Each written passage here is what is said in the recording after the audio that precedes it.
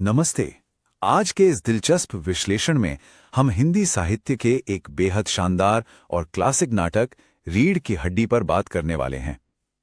1939 में लिखा गया ये नाटक सच में अपने समय से बहुत आगे की सोच रखता था। आज हम इसके ऐतिहासिक संदर्भ, इसकी गहरी थीम और उस बेहद दिलचस्प शुरुआती दृश्य को डिकोड करेंगे। तो चलिए सीधा शुरू करते हैं। हम इसे कुछ इस तरह समझेंगे। सबसे पहले बात करेंगे इसके रूपक या मेटाफर की, फिर इसके लेखक जगदीश चंद्र माथुर जी के बारे में जानेंगे।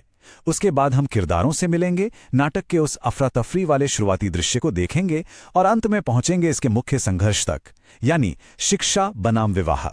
तो शुरुआत करते हैं इसके पहले हिस्से से और समझते हैं कि आखिर इस टाइटल का मतलब क्या है। देखिए, इस कहानी को सही से समझने के लिए हमें 1930 के दशक वाले भारत की सामाजिक सच्चाई में जाना होगा। रीढ़ की हड्डी या बैकबोन, इसका शाब्दिक अर्थ तो हम सब जानते हैं, लेकिन यहाँ ये कोई आम शब्द नहीं है, बल्कि एक बहुत ही स्ट्रांग रूपक है। ये सीधा वार करता है उस रूढ़िवादी मानसिकता पर जो शादी ब्याह के बाजार में महिलाओं को उच्च शिक्षा और बराबरी का हक देने से रोकती थी। यहाँ रीढ़ की हड्डी का सीधा सा मतलब है अपने आत्मसम्मान के लिए खड़े होने की ताकत और चरित्र की मजबूती। अब जरा आगे बढ़ते हैं और मिलते हैं उस शख्सियत से जिन्होंने इस बेहतरीन सामाजिक व्यंग्य को रचा है। ये हैं जगदीश चंद्र माथुर जी। 1917 में उत्तर प्रदेश में जन्मे माथुर जी की कहानी बड़ी दिलचस्प है। मतलब हैरानी होती है कि वो इंडियन सिविल सर्विस यानी आईसीएस जैसी बेहद प्रतिष्ठित प्रशासनिक सेवा में थे।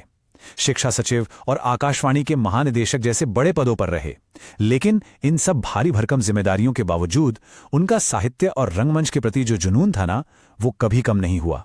हिंदी थिएटर को आगे बढ़ाने में उनका योगदान सच में कमाल का है।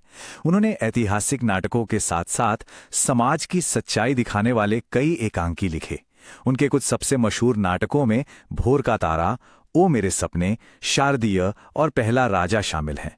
वैसे अगर उनके सबसे ज्यादा चर्चित और खेले गए नाटक की बात करें तो वो कोणार्क है। खैर, अब वापस रीढ़ की हड्डी पर आते हैं। डायलॉग्स में जाने से पहले जरा कहानी के मुख्य किरदारों को जान लेना जरूरी है। यहाँ कहानी में दो परिवारों के बीच एक बहुत ही साफ लकीर खींची हुई है। एक तरफ हैं लड़की वाले, जिसमें हमारी पढ़ी लिखी लड़की उमा है। उसके पिता रामस्वरूप हैं, माँ प्रेमा है और नौकर रतन है। ये बेचारी वो साइड है जो इस वक्त भारी दबाव में है। और दूसरी तरफ हैं लड़के वाले, जिसमें लड़का शंकर और उसके पिता गोपाल प्रसाद हैं। ये लोग बहुत ज्यादा डिमांडिंग हैं और यही आमने सामने की जो स्थिति है ना, यही इस नाटक का पूरा बैटल ग्राउंड तैयार करती है। तो चलिए अब सीधे नाटक के ओपनिंग सीन में चलते हैं, जहां मेहमानों के आने से ठीक पहले घर में गजब की घबराहट मची हुई है। नाटक शुरू होते ही एक अजीब सी अफरा तफरी महसूस होती है। लड़की के पिता रामस्वरूप और उनका नौकर रतन बस किसी तरह आनन फानन में कमरे को सजाने में लगे हैं ताकि आने वाले मेहमानों पर अच्छा इंप्रेशन पड़े। वो भाग दौड़ करके एक तख्त ला रहे हैं, उस पे दरी बिछा रहे हैं। मतलब हर चीज को एकदम परफेक्ट दिखाने की होड़ मची है। और रामस्वरूप की बातों से ये घबराहट बिल्कुल साफ झलकती है। वो लगातार नौकर को हिदायतें दे रहे हैं कि हारमोनियम यहां रखो, सितार वहां रखो। ये जो डेस्परेशन है ना, ये इसलिए है क्योंकि पिता चाहते हैं कि मेहमान आते ही उनकी बेटी उमा की पारंपरिक कलाओं और उसके संगीत की प्रतिभा को देख लें। अब हम इस विश्लेषण के सबसे अहम हिस्से पर आते हैं, जहां ये सारी तैयारी एक बड़े संघर्ष में बदल जाती है। दिलचस्प बात यह है कि अब तक हमने कहानी की मुख्य किरदार उमा को देखा ही नहीं है। वो एक बीए पास, हायर एजुकेटेड लड़की है। घर में जो इतना तनाव है वो दरअसल उसी की वजह से है। उसकी माँ प्रेमा आकर शिकायत करती हैं कि उमा तो मुंह फुलाए लेटी है। वो मेहमानों के सामने जाने के लिए सजने संवरने या कोई भी मेकअप लगाने से साफ मना कर रही है। और यहीं पर हमें एक बहुत गहरा विरोधाभास देखने को मिलता है। एक तरफ डरे हुए माता पिता हैं जो समाज के दबाव में चाहते हैं कि उमा ढेर सारा पाउडर मेकअप लगाए और एकदम आदर्श आज्ञाकारी लड़की की तरह पेश आए। और दूसरी तरफ है उमा का शांत प्रतिरोध। वो इन बनावटी खूबसूरती के पैमानों को सिरे से खारिज कर देती है। ये एक पढ़ी लिखी लड़की का समाज के इस दिखावे और पाखंड के खिलाफ बहुत ही स्ट्रांग स्टैंड है। यहाँ माँ की जो झुंझलाहट है वो उस दौर की एक बहुत बड़ी ट्रेजेडी को सामने लाती है। प्रेमा को लगता है कि उमा को कॉलेज भेजना, उसे उच्च शिक्षा देना ही उनकी सबसे बड़ी गलती थी। वो अपनी ही बेटी की पढ़ाई को एक झंझाल या मुसीबत बताने लगती है। उसे लगता है कि वो पुराने दिन ही अच्छे थे जब लड़कियां बस थोड़ा बहुत पढ़ लेती थीं और ज्यादा सवाल नहीं करती थी। लेकिन यहां जो बात सबसे ज्यादा चुभती है वो है रामस्वरूप का गुस्सा। वो लड़के वालों के इस दोहरे मापदंड पर बुरी तरह झल्लाए हुए हैं।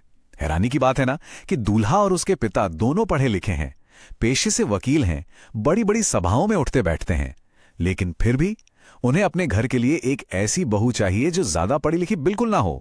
ये चीज उन शिक्षित पुरुषों के गहरे पाखंड को बेनकाब करती है जिनकी सोच महिलाओं को लेकर पूरी तरह से पिछड़ी हुई थी। पर इतना सब गुस्सा होने के बावजूद रामस्वरूप एक कड़वी सच्चाई मान लेते हैं। वो कहते हैं कि ये उनकी मजबूरी है। समाज का सिस्टमैटिक दबाव ही कुछ ऐसा है कि एक मजबूर पिता को अपनी ही काबिल बेटी की शिक्षा और उसकी योग्यता को दुनिया से छुपाना पड़ रहा है। ये सच में दिल तोड़ने वाला है।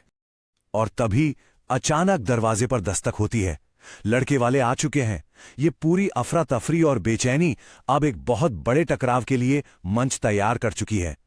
अब सबसे बड़ा सवाल ये उठता है कि क्या उमा इस रूढ़िवादी दिखावे के आगे घुटने टेक देगी, या फिर वो अपनी शिक्षा की वो ताकत दिखाएगी जो उसे अपनी रीढ़ की हड्डी एकदम सीधी रखने का साहस देती है। ये सोचने वाली बात है।